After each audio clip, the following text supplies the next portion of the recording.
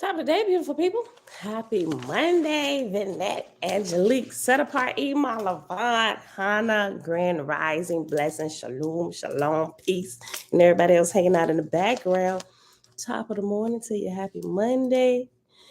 Y'all, it is November the 14th, 2022, day 263 of year 4 of reading through the books of the law and the prophets, and of the 4-year consecutive day count. It is day 1282. Remember, that's the count without the Sabbaths. And of course, the week sabbatical I had to take, and a couple days with the Wi-Fi messing up, but we actually over that count if we add in the Sabbath days.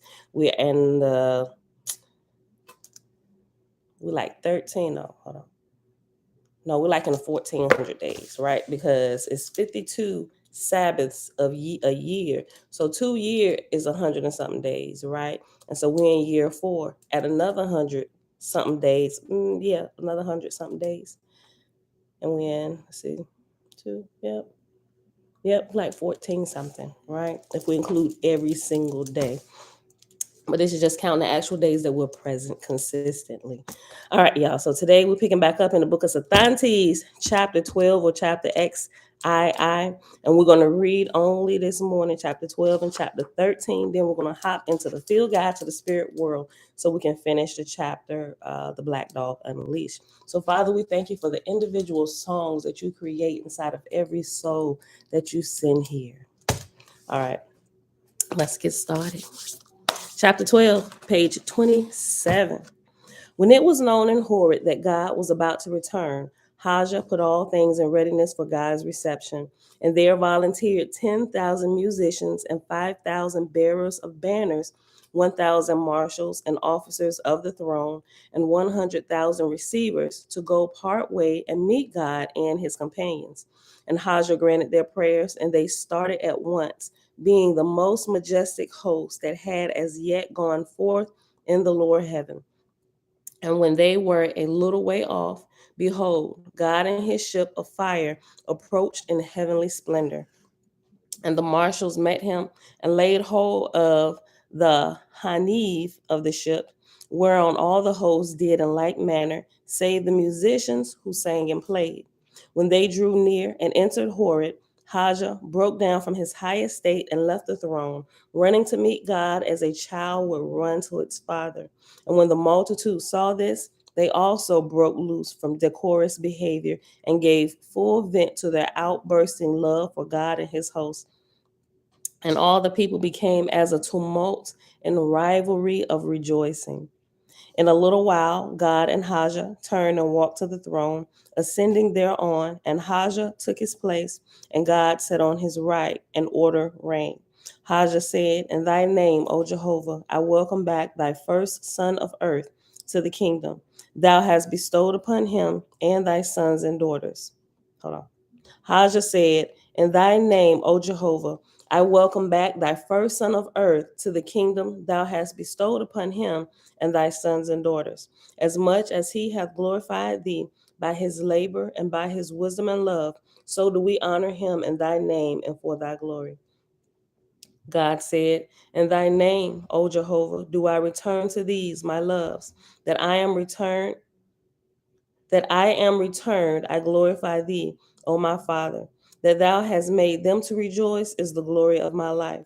And now a great light gathered up around about the throne, so that many could not look thereon. And presently the power of Jehovah came upon Haja, and the voice of Jehovah spake through him, saying to God, This again thy throne, O my son, thou shalt finish that which I have put upon thee. Thy people shall learn the manner of my kingdoms, and know that even as I make all, so do I rule over all. Hang up thy traveling guard, my son, dismiss thy traveling host, and resume thy seat on the throne, for I gave it to thee. The voice departed. Haja rose up and stood aside, and the light fell upon God, and he resumed the throne and was held by the multitude in Jehovah's name.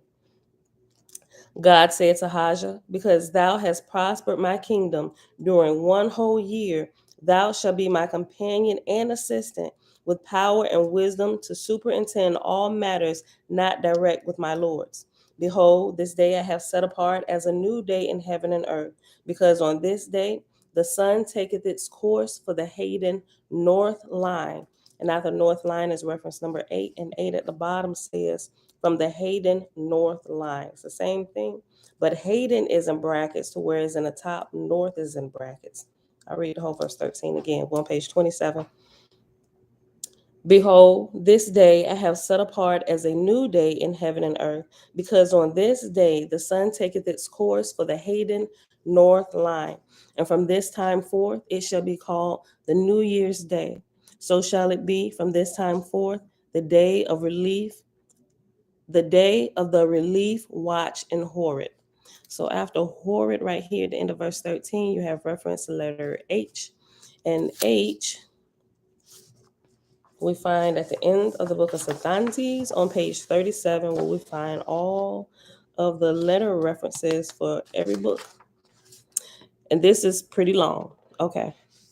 It says, there are understandable reasons to conclude that the 1882 edition designated summer solstice in the northern hemisphere as the beginning of the astronomical year, while the 1891 edition designated winter solstice in the northern hemisphere as the beginning of the astronomical year. This issue has been the source of endless debates. See Book of Inspiration, chapter 14, XIV, verse 2 and verse 3. Let's look at it real quick. Book of Inspiration, go to the table of contents, page 701.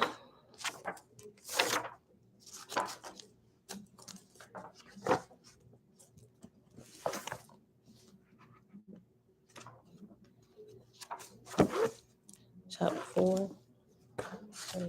I'm sorry, did I say 4? Did I say 14? I said 14, right? Okay. Chapter 14, XIV. Yep. 14, verses 2 and 3. On page 708. The shortest day on the northern line of the sun shall be the end of the year and shall be called Old Year's Day, said Jehovah. And after shortest day on the northern line, after the, it's reference number 18, and 18 at the bottom here says the shortest day on the northern line of the sun. And it also has reference number 19, and shall be called the Old Year's Day. After day is reference number 19, and 19 at the bottom says, and it shall be called the last day of the old year, saith Jehovah. Verses 2 and 3. And the first day thereafter, when the sun on his southern course started toward the north, and after north is reference number 20, it says at the bottom, the sun starteth on his southern course, starteth toward the north. And the first day thereafter, when the sun on his southern course starteth towards the north, shall be the beginning of the year, and shall be called New Year's Day.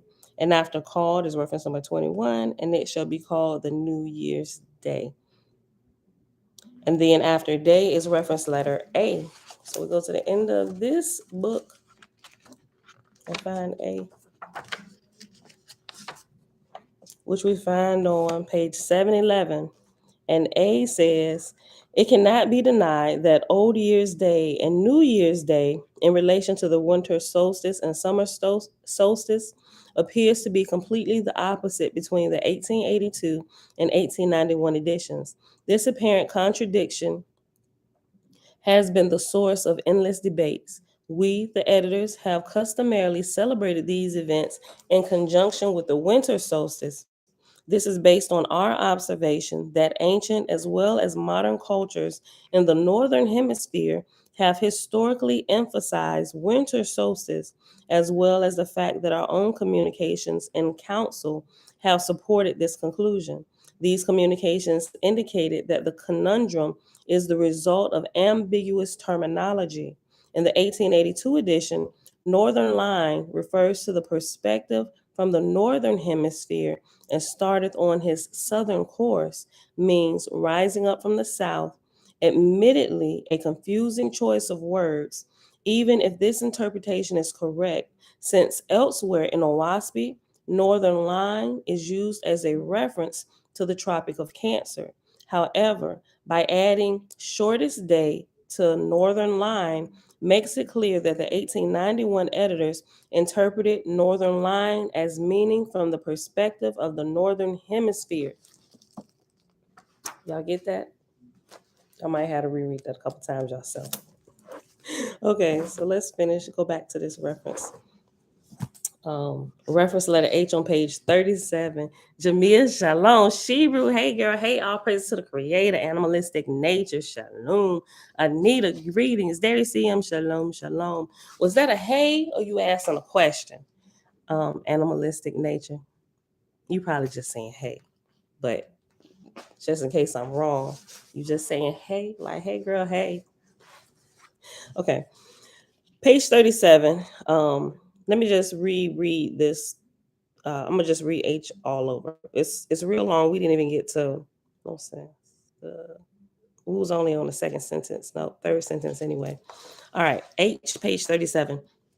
There are understandable reasons to conclude that the 1882 edition designated summer solstice in the northern hemisphere as the beginning of the astronomical year, while the 1891 edition designated winter solstice in the northern hemisphere as the beginning of the astronomical year. This issue has been the source of endless debates. See Book of Inspiration, chapter 14, verses 2 and 3, and related footnotes. This verse in the book of Sethantes, however, is arguably open to interpretation, even though it is admittedly obscure. Here, the phrase North Line in the 1882 edition could be interpreted as terminology for the nadir, the shortest day, from the perspective of the northern hemisphere, or on the other hand, as the time when the sun appears at its northernmost latitude in the northern hemisphere, which would be the zenith, the longest day. Hold on, that was the end of the sentence. Hold on. Let me just read it over again.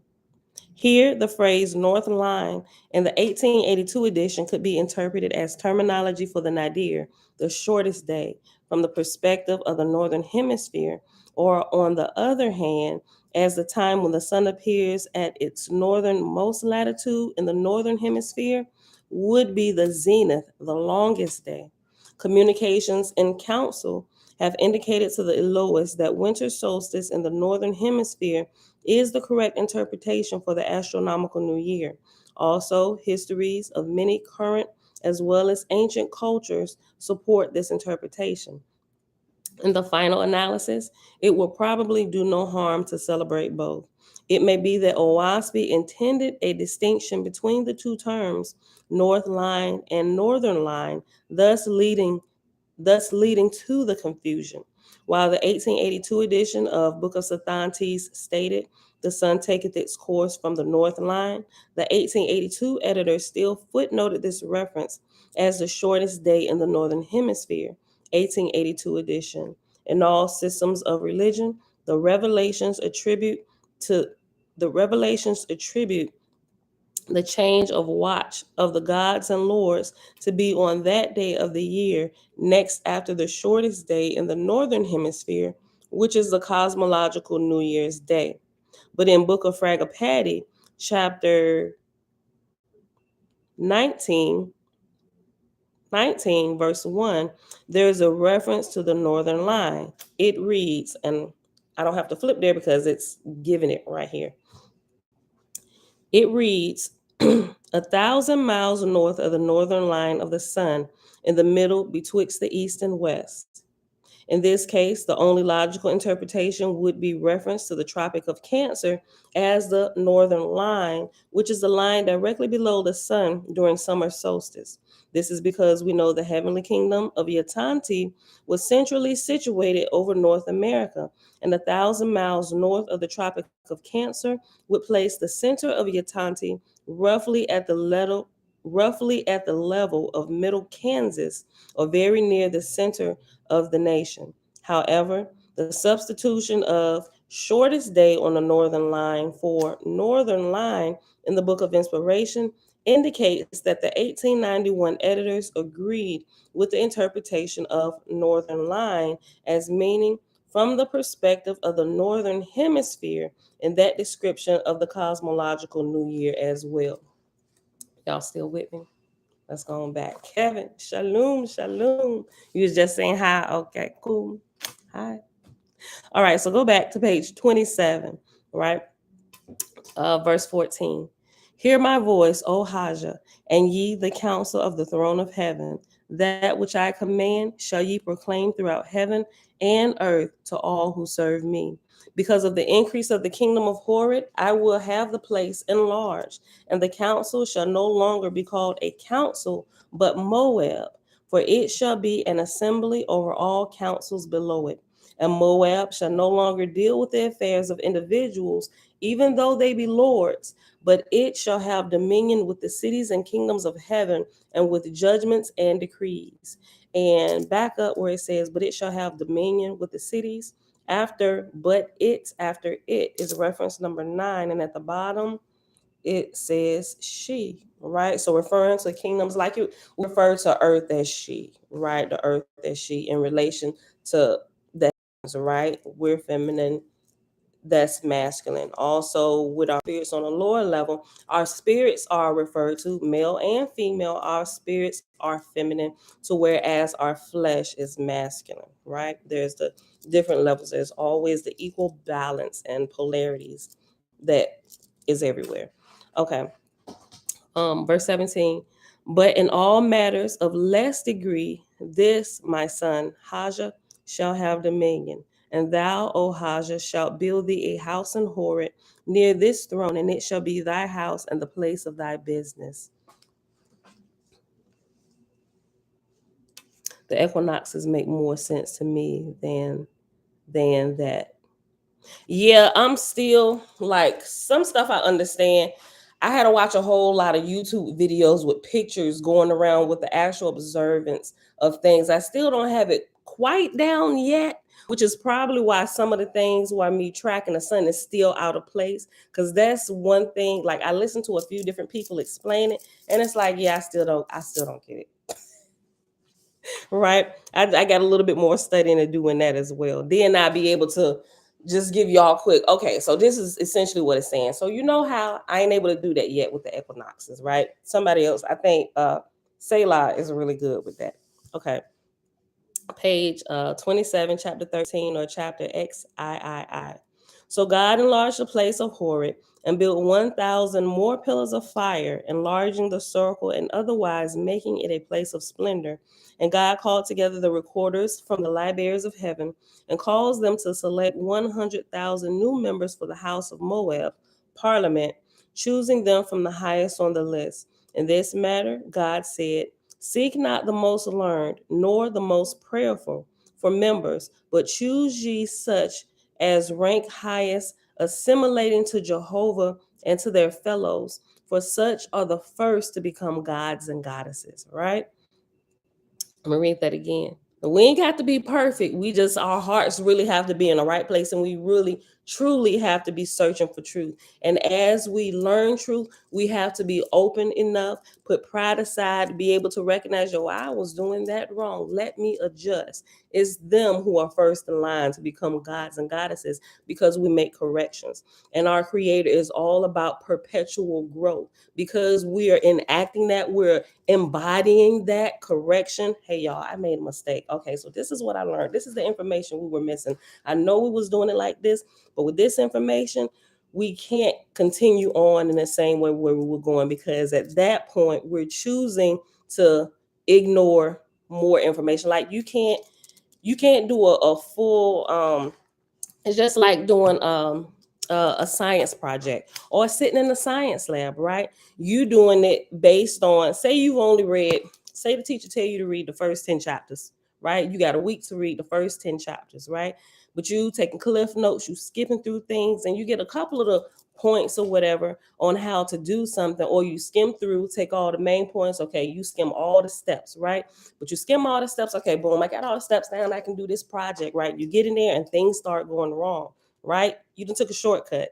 You didn't take the time to go through and find out how to double check yourself and make sure each step works out appropriately before you move on to the next, right? So now you got a big mess. Teacher got to come running in with the fire extinguisher. Okay, let's look at this. Okay, first of all, I can see, but tell me where you think you went wrong. I don't know, right?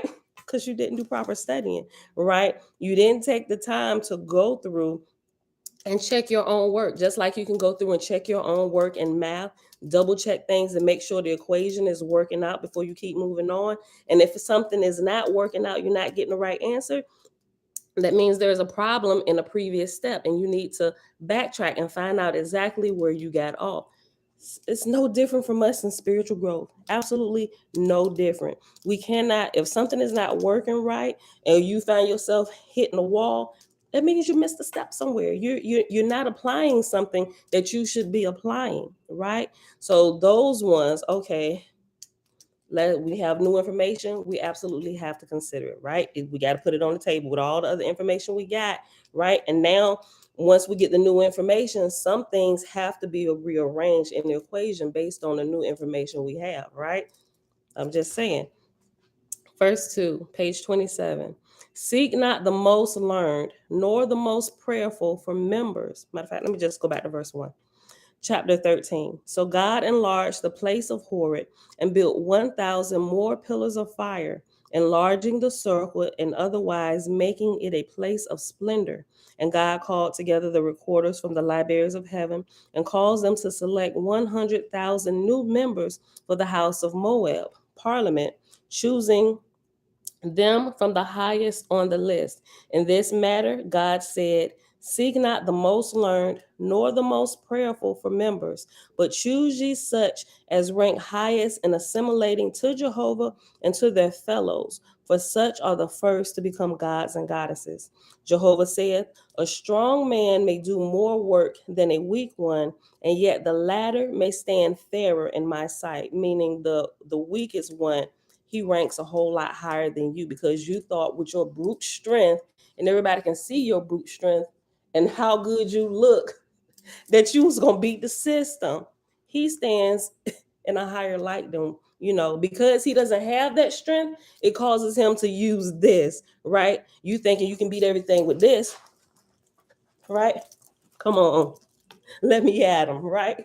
And he was like, well, shoot, I ain't got all that strength. Okay, so let me see, how can I outsmart or get to this? Let me observe first before I go in here rushing in, because I ain't got the muscle. He gonna be able to knock him down, but I need to figure out another way, right? Listen, seek not the most learned, nor the most prayerful for members, but choose ye such as rank highest in assimilating to Jehovah and to their fellows, for such are the first to become gods and goddesses. Hey, son. Is he back? Is he back? Is you referring to yourself? Is he back? Or are you talking about somebody? Nene, shalom, sis. Oh, you reading through the comments. I'm here to create problems. What's good?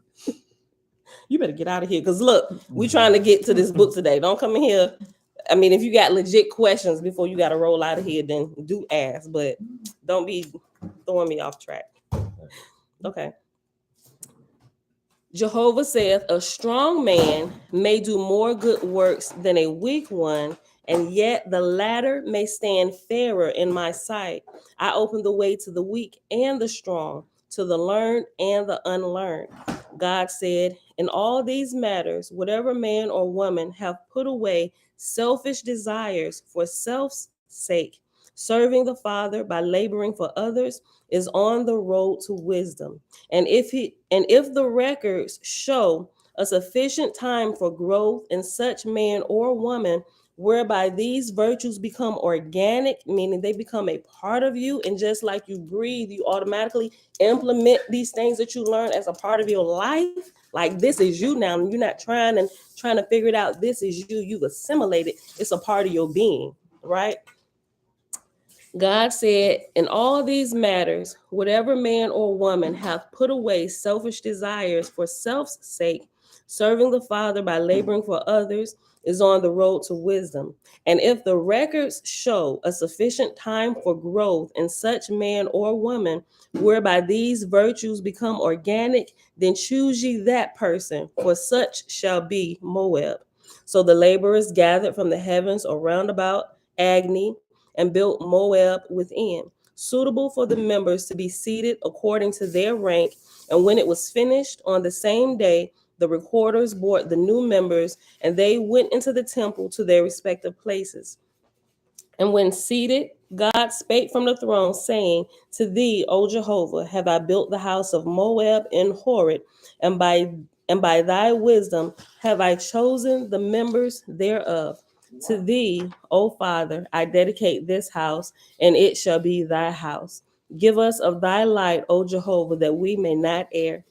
A light descended from the heavens above and fell upon the members of Moab as a symbol of approval by the archangels. And presently the new members rose up, every one of their own accord, but the old members remained seated. God said, above your heads I make the sign of Jehovah's name, in a circle of fire, and the cross, and the leaf of life, for by it are ye sworn to the Father's labor. Hear me, then, O my beloved.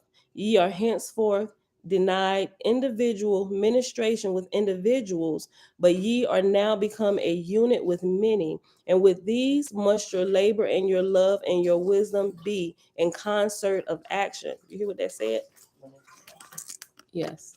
Why in the world do they talk like that? Why can't they just have it in translated form or format where it's like, okay? Because we have refined our language, if you want to call it refined a little bit more. We don't speak in old English terms, but this still does. But if you read it enough, you would get it.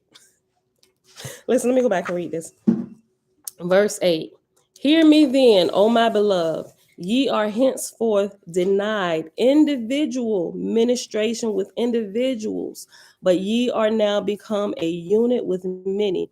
And with these must your labor and your love and your wisdom be in concert of action. Which is saying, because you know how a really good example of that is today's prophets in the Christian church, right? How they're handing out individual prophecies. We've only seen that. You get that in the Old Testament from the true prophets of the Creator, like Jeremiah and Isaiah and some of the other ones. And when they did individual prophecies, it wasn't necessarily just for the individual, and it was always the king, right? It was always the king, because the king was in charge of the nation. So the prophecy that went to the king was not just for him, but it was so he can guide and lead the nation, right? There shouldn't, although you can, that's like a lower level of light that's going to get you off. And that's how we have charlatans running amok here on the earth today, and people is paying for prophecies. You're no different than a soothsayer, no different from Miss Barbara over here reading her crystal ball on the corner down here, right? You're no different. The Father said that's not. Now when you come in here, you come up higher. We don't do that, right? That's down there. I don't want you caught up in that, right? We're ministering to bodies of people, right? Not just giving. Do you have a word for the Lord for me? No. Goodbye. Right, seriously, because that's how people they start. That's the beginning of people beginning to put you up on a pedestal by doing little stuff like that, and it's really gone.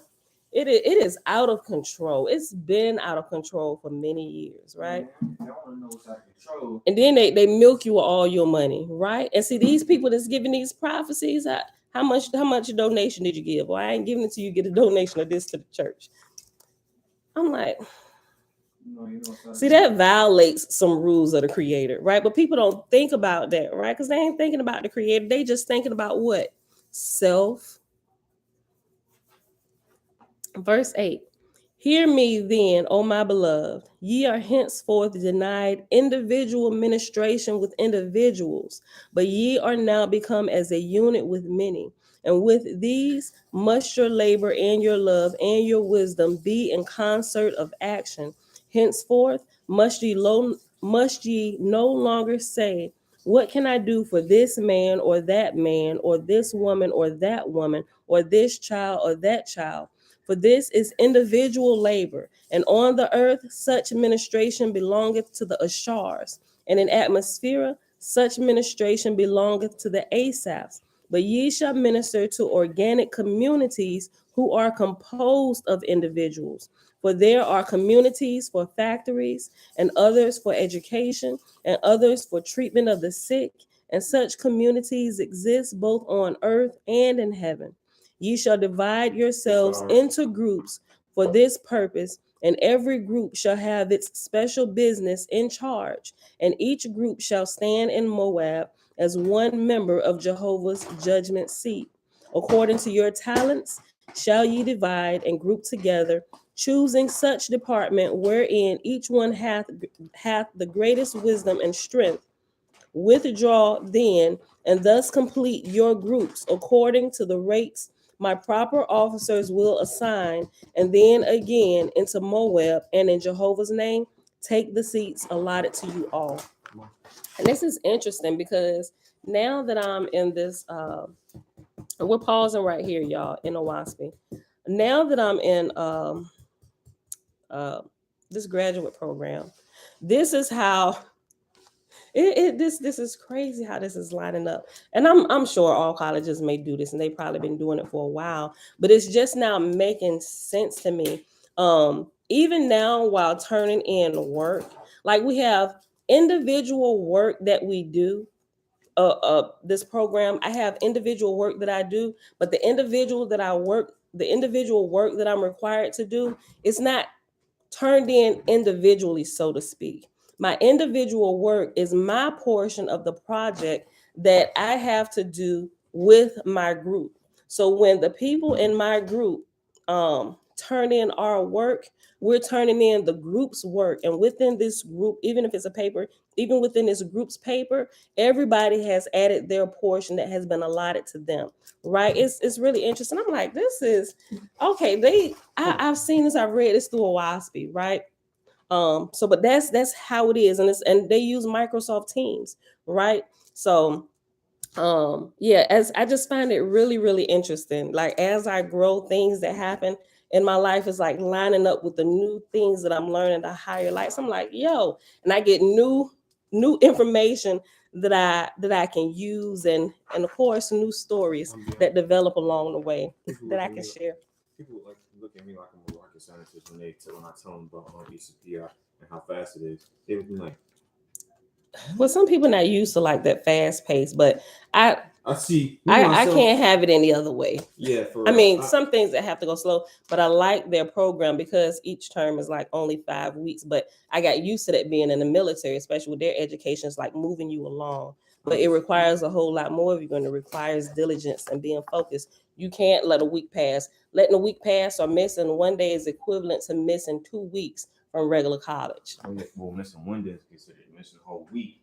No, one day is considered missing day, 2 weeks. Yeah, one day is considered missing 2 weeks, but Yeah. missing a whole week is.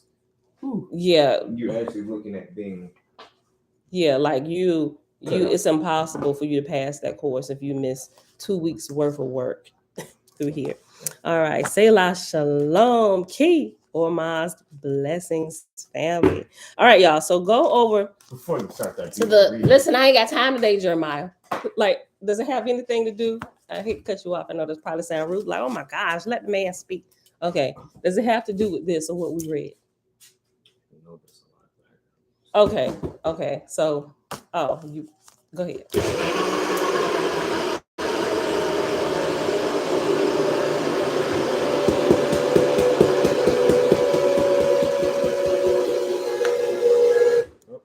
Jacksonville Shaft, Shalom, Mom, Shalom. Look, I'm thinking he about to try and ask a question. He just trying to tell me. Look.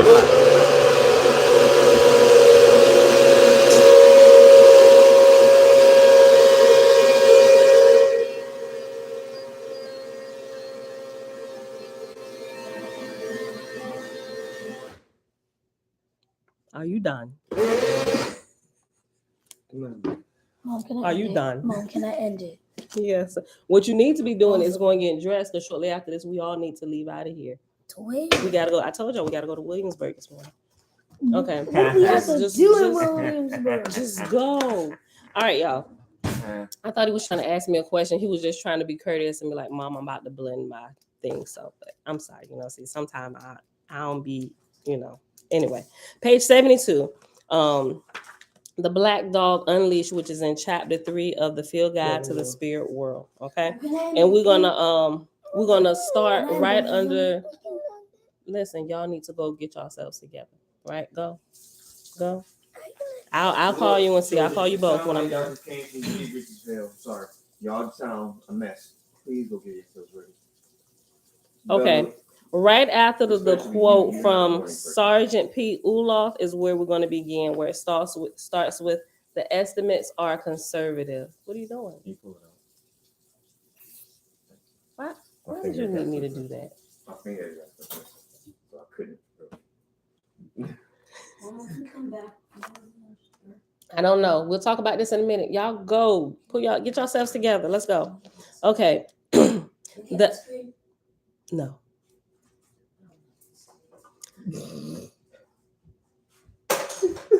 What do you say? I don't know. He said something smart. I don't like this. Bro? I don't know. The estimates, quote, the estimates are conservative, end quote, reported the Associated Press on June 30th, 2004, referring to a sharp rise in PTSD and military suicides. Quote, why do the numbers keep going up? We cannot tell you, end quote, said an Army spokesman disingenuously at the height of the war in Iraq. Jelinek and Heffling, 2009. And after uh-oh.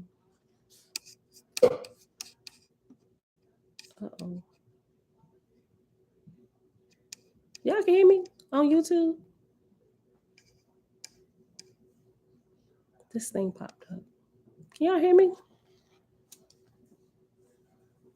Am I still here? Okay. That was weird. Okay. All right. No, Tootie. Okay. We cannot tell you, said an Army spokesman disingenuously at the height of the war in Iraq. And after disingenuously, there's this asterisk. And down at the bottom, it says, the obvious was not mentioned. Increased exposure of troops to combat, thanks largely to President Bush's troops buildup, more deaths than in previous years. Violence increased in Afghanistan with the Taliban insurgents. More troops serving a second, third, or fourth tour of duty. Tour lengths extended from 12 to 15 months. Okay, that makes sense now. Let's go back up. Quote, the estimates are conservative, end quote, reported the Associated Press on June 30th, 2004, referring to a sharp rise in PTSD and military suicides. Quote, why do the numbers keep going up? We cannot tell you, end quote, said an Army spokesperson disingenuously at the height of the war in Iraq. Jelinek and Heffling, 2009. It was a turning point. Prior to 2008, defense officials had not disclosed the number of PTSD cases from Iraq and Afghanistan, but then the announcement came. Records showed about 40,000 troops diagnosed with the illness known as PTSD.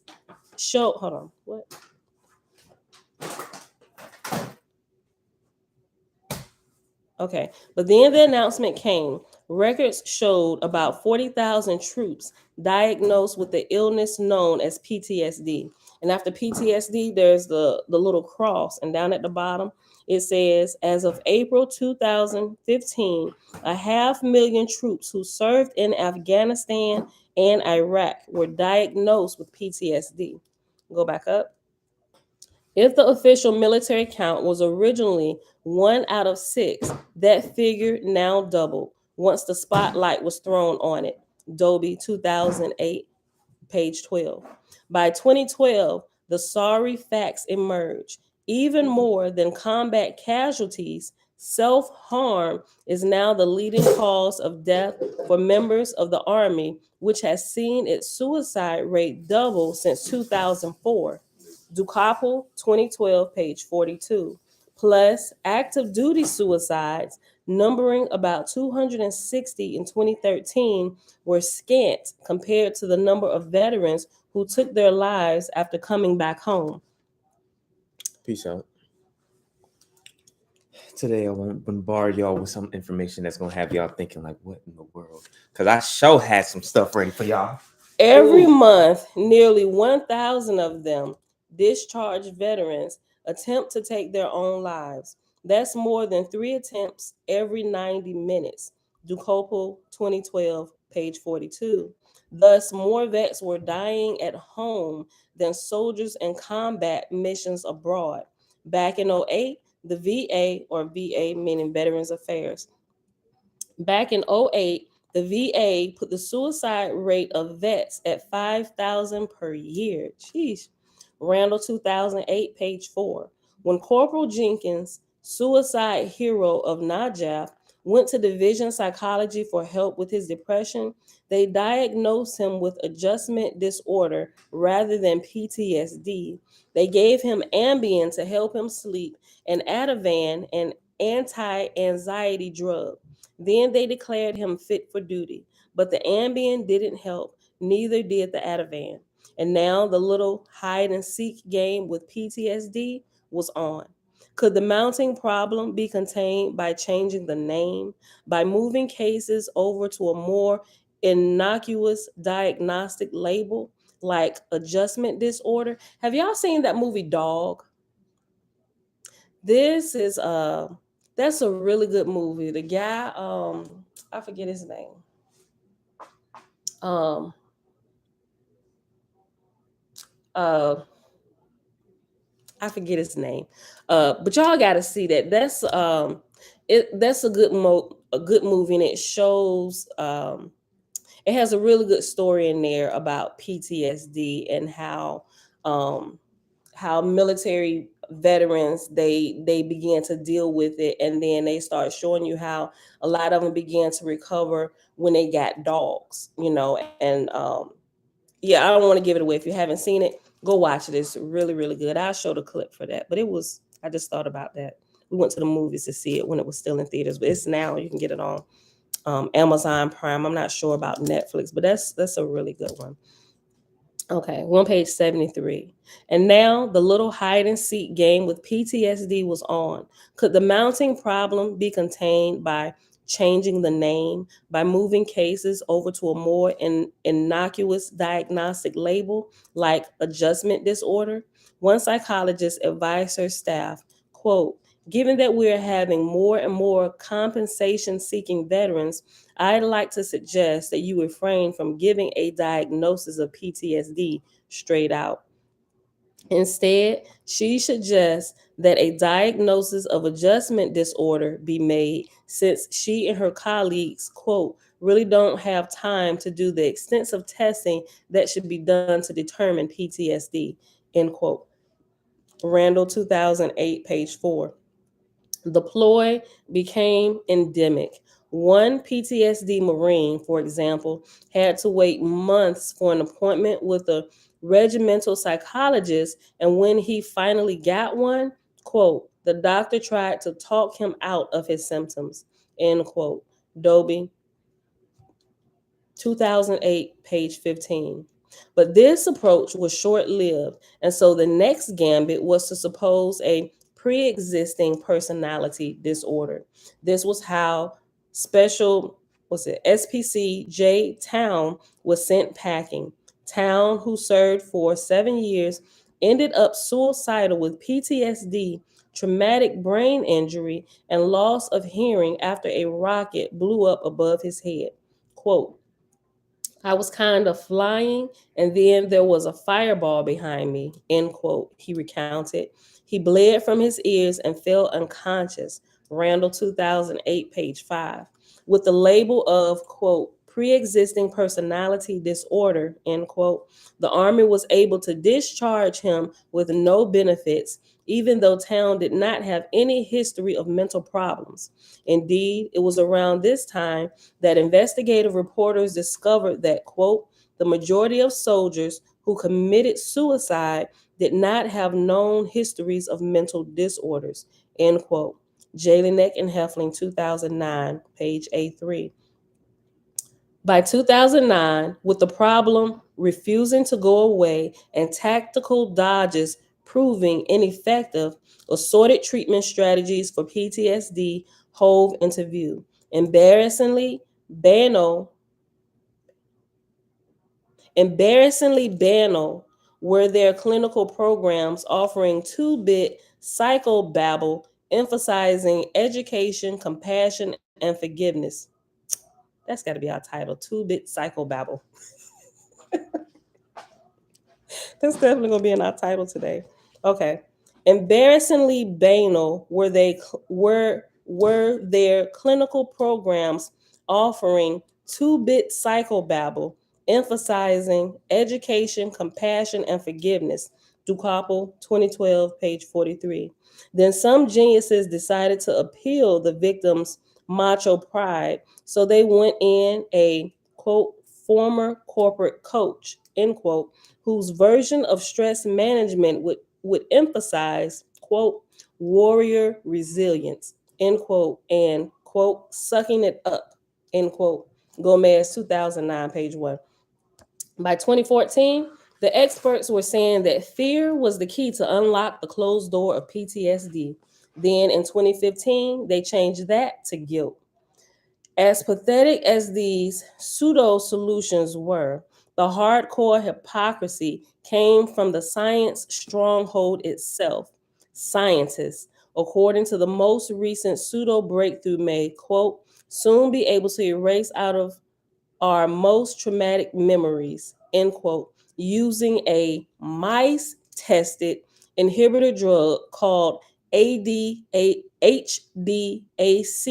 which helps, quote, brain cells to form new connections, end quote. Conniff, 2014, page 14. And aren't we the poor saps who are so easily seduced by any scientific announcement with the word brain in it? The latest and greatest, April 2015, hit us with, quote, the nation's first ever brain bank for post traumatic stress disorder, end quote. The donated brains in this macabre development will hopefully yield, quote, important biological insights that might improve care for the hundreds of thousands of people who suffer from it, PTSD, end quote. But even if they do find the hope for structural changes associated with PTSD, so what? Bully for science. The carrot that it, quote, could reshape treatment for military veterans, end quote, our wager is an empty promise. Thompson, 2015, page 41 through 43. I'll stand with the reader who commented, quote, I am no scientist, but they don't need a brain bank to find one cause of PTSD, end quote. Thus wrote Robert Brudno of Washington, whose brother had seen a POW or prisoner of war for over 7 years in North Vietnam. In a letter to the editor of Time on April 13, 2015, Brudno's brother took his own life after only 4 months of freedom, having, quote, endured the horrors of war, only to return to a country that blamed the war on the warriors. I leave the psychology, I'm sorry, I leave the physiology of PTSD to the scientists, but they won't find the marks in the brain. Those wounds were in the heart, end quote, page 6. It was not Corporal Jenkins' brain, but his, quote, untreated PTSD that led to his suicide. When he most needed help from the military failed him, denied benefits. Jenkins was left with only a bitter sense of betrayal, end quote. It was in that emotion, sense of betrayal, that we began to see the outlines of a passive aggressive pattern. Jenkins' downward drift on the aggressive side of the equation involved gambling, bad checks, the brig. On the passive side was his quote, unswerving devotion to duty, end quote.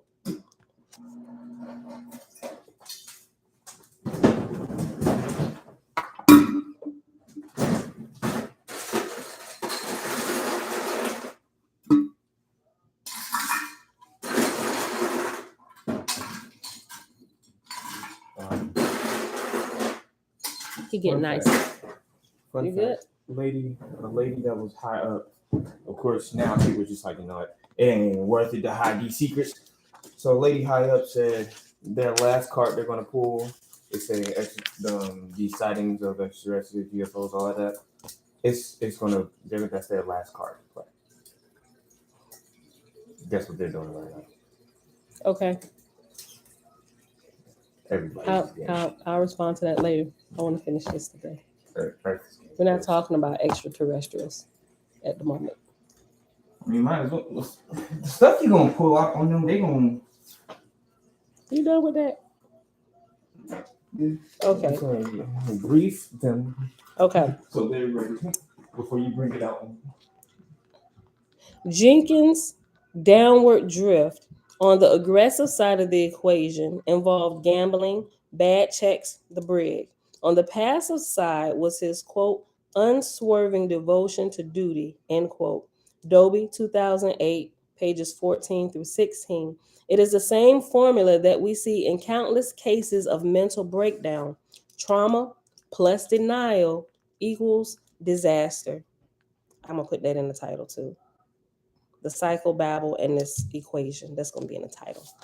Decades ago, 1971, John Kerry spoke of, quote, the feelings these men carry with them after coming back from Vietnam.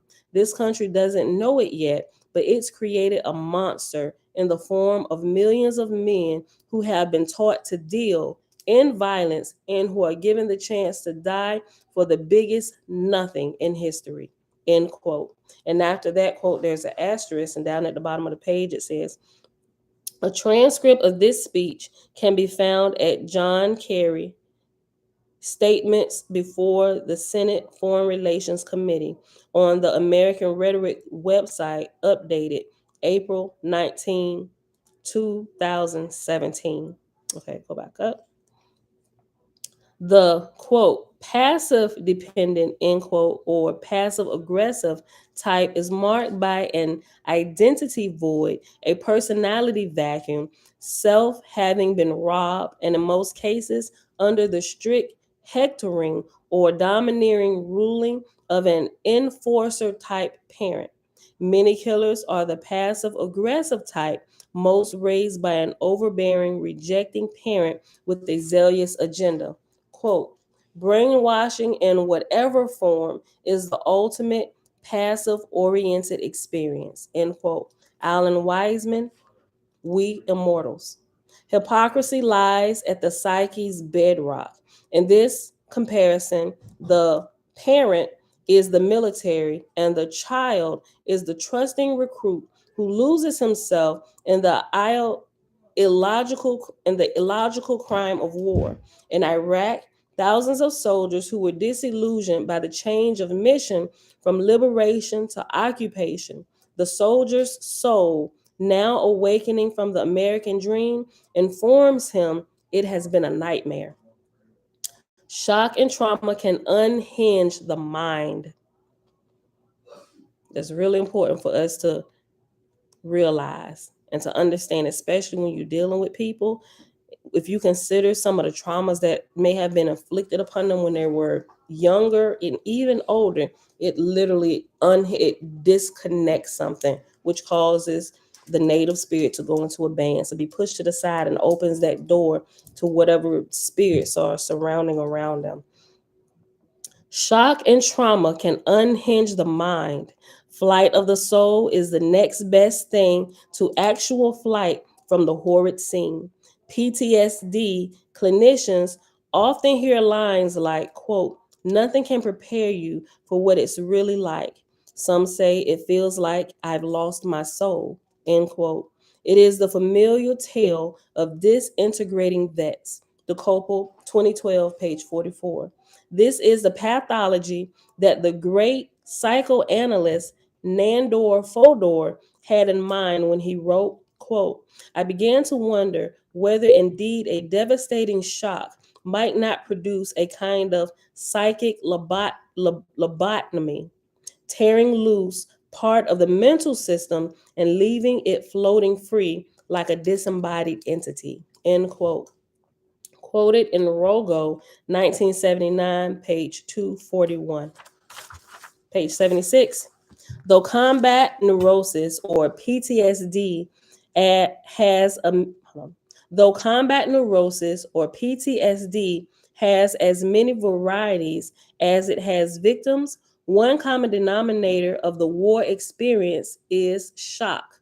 In Nam, it was mortar fire, foxholes, and the dead tunnels, hand-to-hand combat, shrapnel, malaria, jungle rot, fear of the night, or seeing, quote, all those bodies stacked alongside of the road, end quote.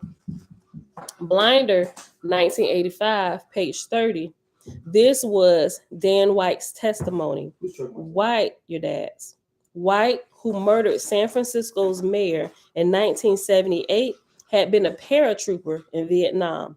Nothing unseats the psyche as efficiently as trauma and witness to violence. In Iraq, quote, 2 and 3 soldiers handled or uncovered dead bodies. The same ratio saw wounded and sick women and children they couldn't help. Nearly 80% had lost a friend or had a friend wounded, end quote. DeCopel, 2012, page 43.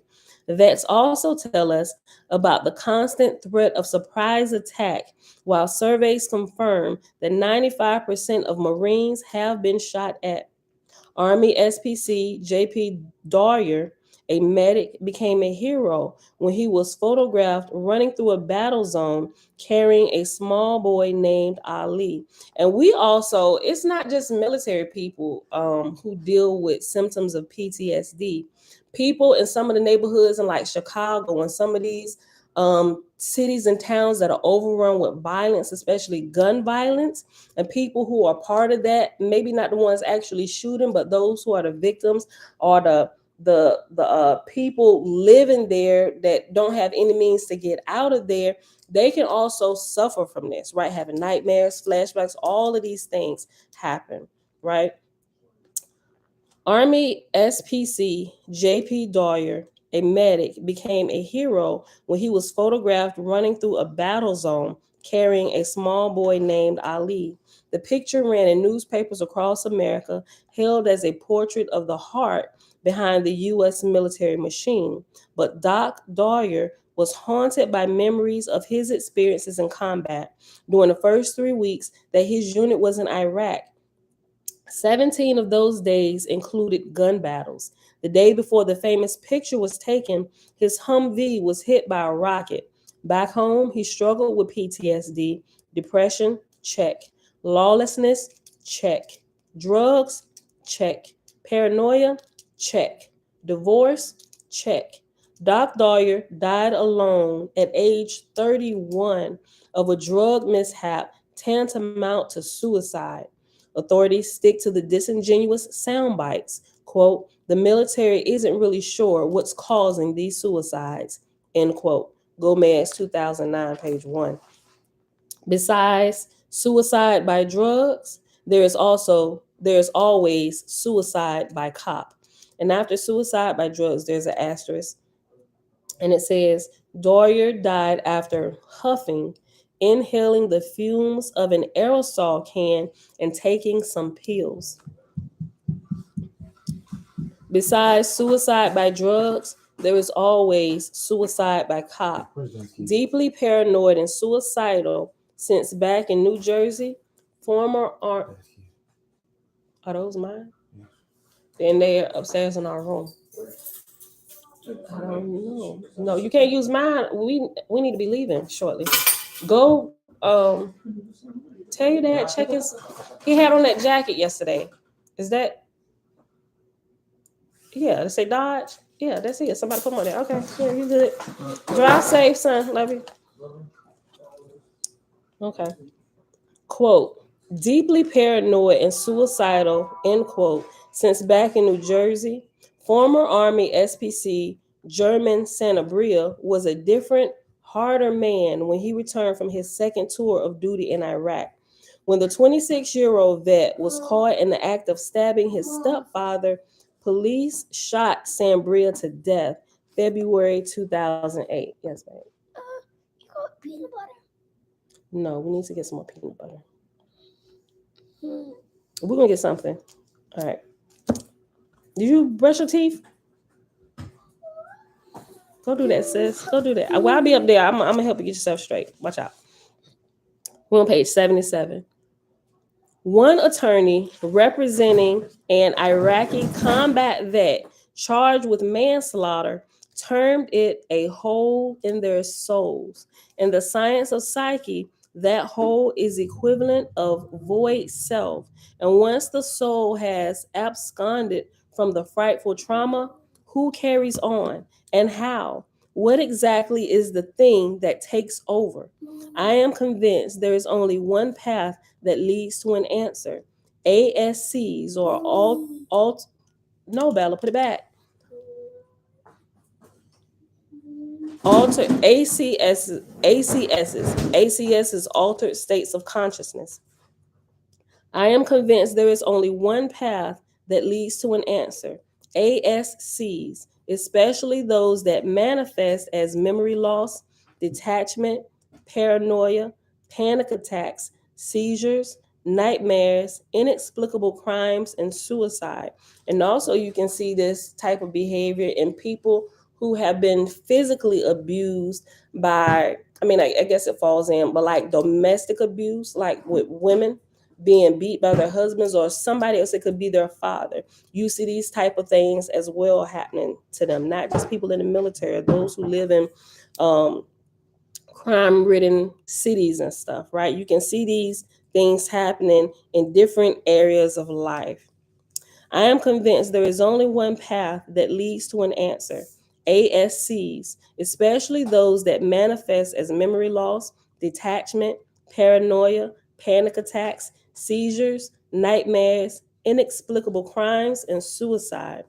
There is one more verse to the rhyme. There is one more verse to the rhyming quote hole in the soul. The hole in the soul means a loss of control.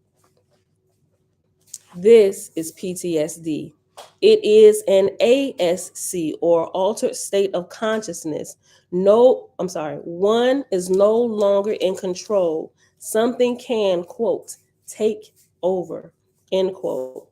In the upcoming chapter, we will dive right into the psyche side of crime, but we are not quite finished with the scars of war or with Vietnam stress syndrome, for we have only looked at the damage wrought on the mortal side of life. What about the actual casualties? More than 50,000 Americans died in Vietnam, mostly young guys who had barely begun adult life. They too left the war with PTSD, but on the other side.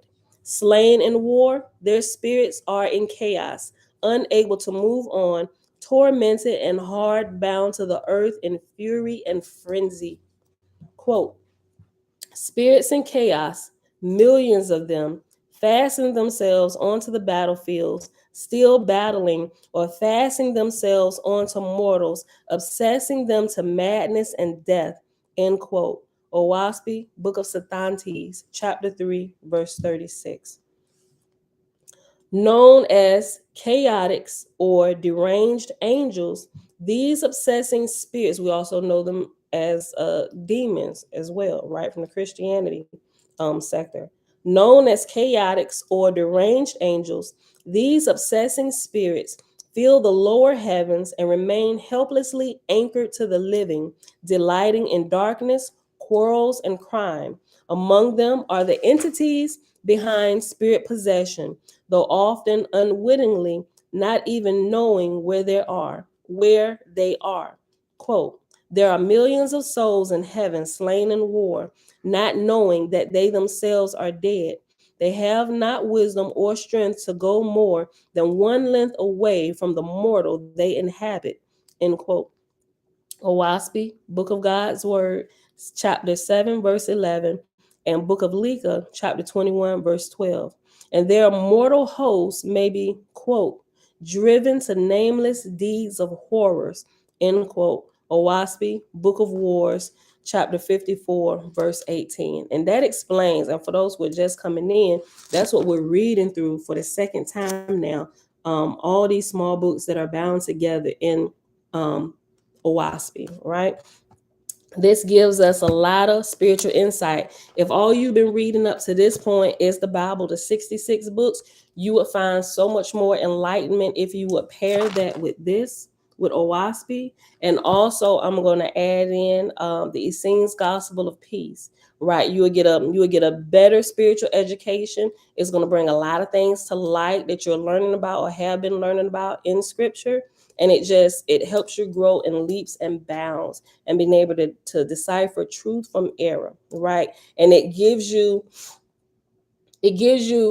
more spiritual growth, more substance. And you will actually begin to see, especially if you've been in a rut and you found yourself stuck with spirituality, you will realize that adding these two missing pieces, not that they're the only missing pieces, because they're not by any means. They're just a portion of some of the pieces that we've been ignorant of for so long. This is going to help bring a lot more clarity to things and a lot of things to light, and it's going to help you break through that stuck place. Okay. And there, let me go back. Let me read this. And this is the end of the chapter, y'all. I'm going to go back to the beginning of this paragraph on page 77 at the bottom. Known as chaotics or deranged angels, these obsessing spirits fill the lower heavens and remain helplessly anchored to the living, delighting in darkness, quarrels, and crime. Among them are the entities behind spirit possession, though often unwittingly, not even knowing where they are. Quote, there are millions of souls in heaven slain in war, not knowing that they themselves are dead.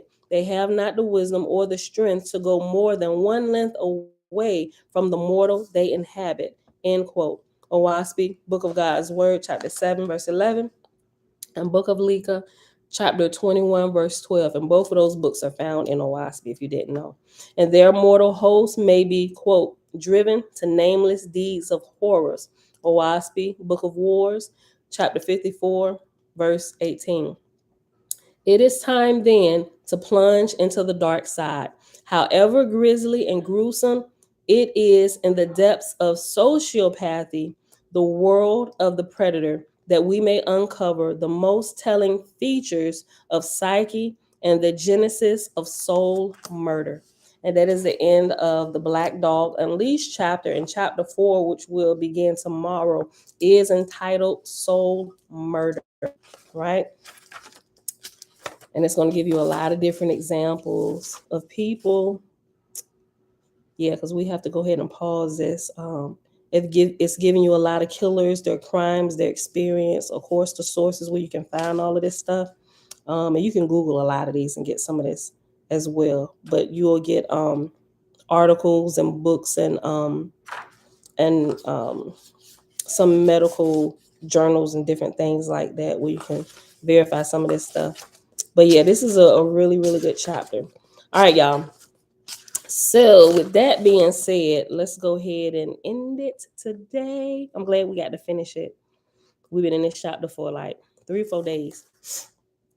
All right, y'all. So it is Monday. Happy Monday, beautiful people. November the 14th, 2022, day 263 of year 4, reading through the books of the Law and the Prophets, and of the 4-year consecutive day count, day 1282. We read in Oahspe, Book of Sethantes. We started on page 27 and we ended on page 28. We only read 2 chapters, 12 and 13. And then we hopped over to the field guide to the Spirit Word to finish up the Black Dog Unleashed on page 72 to page 78. I'm going to post that link for the preview of the movie Dog that came out, I think it came out last year. Yeah, it came out last year, but it's really good. And it gives you some details and it gives you like some little insight, some of this stuff. Also a good example, well, we see a lot of it. But one a specific example, I didn't even mention it, but I thought about it when I was reading it. We was talking about the military gentleman dying by was it suicide by, hold on.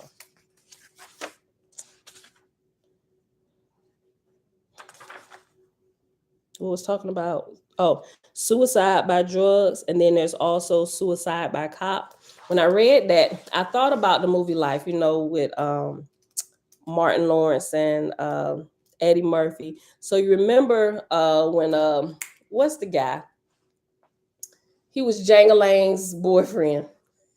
Anyway, that dude, I forget his name, but they was about to release him. But while he was there locked up, he had taken on another whole lifestyle. And so, although he was about to be freed, he wasn't ready to deal with the pressures of the outside world by coming out being like a changed man. And he said his mom wouldn't even know who he was, and he didn't want to live like that. So what he did, he decided, because you could even see there, although he wasn't lashing out, he was exhibiting some of those symptoms of like fear and being just thinking ahead and being denied. You know how people just, we don't accept that type of lifestyle, and not that they should. Everybody has their own whatever.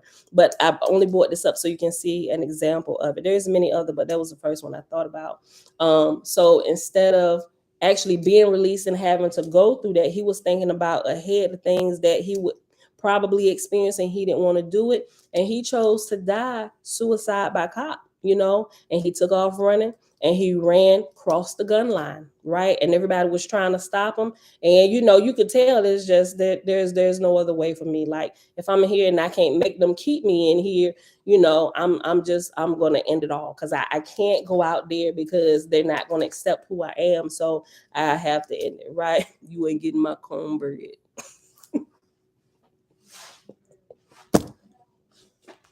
Right? So that's an example. Yeah, so Kevin, that's funny, reminded me of that. All right, y'all. So we're about to go ahead and get out of here, right? I love y'all. I see y'all back here tomorrow morning. I'm gonna post that little clip. So I'm gonna post a little cornbread clip for Kevin. You ain't getting my cornbread. All right, y'all. I'm gonna post this, and I see y'all back here tomorrow morning, bright and early, 6:15 a.m. Eastern Standard Time. Peace. I should have called though. You know what? Bella and Isaiah, they gonna fight over who gonna end the what. So we'll see. Yes, since you asked, you can end the laptop. Isaiah, come on, you can end the phone. Where he at? Is he in the shower? All right, come on. I already said peace. Oh, Father, we thank you for clarity. Yeah, that's how. Yeah, clarity. By us going through this, y'all, just in case you didn't know, it better prepares us. It teaches us, we grow spiritually, but we're also able to really to be a literal light now and help others. It's like we're getting real substance, real Hand teaching. off of the iPad, Stop. We're moving out of like kindergarten, moving up to where we can actually be of help, and we can join in the ranks of our brethren and sisters, helping to raise up our younger brothers and sisters, and even some of the older ones that are passing through. All right, y'all. I love y'all. See y'all tomorrow. Peace.